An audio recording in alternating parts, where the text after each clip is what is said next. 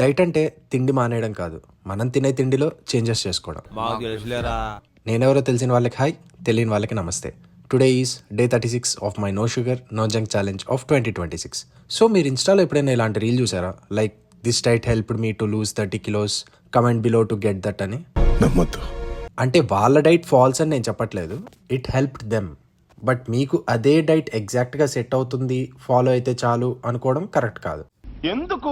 నేను ఒకసారి ఒకరిచ్చిన diet follow అయ్యా, where I had to eat 5 meals a day. ఒక్కో రోజు ఒక్కో బ్రేక్ఫాస్ట్. ఒక రోజేమో 6 eggs తినమన్నారు, ఇంకో రోజేమో బాయిల్డ్ చెన్న, ఇంకో రోజేమో స్ప్రౌట్స్. చాలా కాంప్లికేటెడ్గా ఉన్నింది. వర్కౌట్ అయితే లిటరలీ టుక్ మీ 2 hours. అది పక్కన పెడితే ఆ డైట్ నాకు అసలు అలవాటు లేదు, అయినా సరే I followed for like 4 weeks. But తర్వాత it didn't fit my life style and follow అవడం ఆపేసా. అండ్ ఆ ఫ్రస్ట్రేషన్లో I ate a lot of junk food. సింపుల్గా చెప్పాలంటే ఒక అమెరికన్కి ఇడ్లీ సాంబార్ ఉన్న డైట్ చెప్పినా, ఇండియన్కి శాండ్విచ్లే ఉన్న డైట్ చెప్పినా ఇద్దరు ఫాలో అవ్వరు, బికాస్ అది వాళ్ళకి అలవాట్లేదు. నువ్వు ఎలా చెప్పావు తెలుసా? బీడీ తాగితే పొగొస్తుంది కానీ పొగ తాగితే బీడీ రాదు సార్.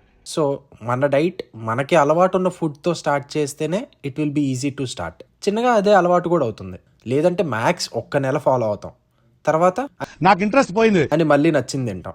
అందుకే నిన్న చెప్పా, లైక్ నేను ఫాలో అయిన డైట్ మీకు సెట్ కాకపోవచ్చు అని. లైక్ ఓట్ మీల్ నాకు చాలా ఇష్టం, some might not like oats. So ఇలా ఒకరి డైట్ వేరే వాళ్ళకి సెట్ కాకపోవడానికి చాలా రీజన్స్ ఉంటాయి. అందుకే రేపటి వీడియోలో మీ డైట్ని మీరే ఎలా ఫిక్స్ చేసుకోవచ్చు అని సజెషన్స్ ఇస్తాను. I really hope it will be helpful. So please do follow for more.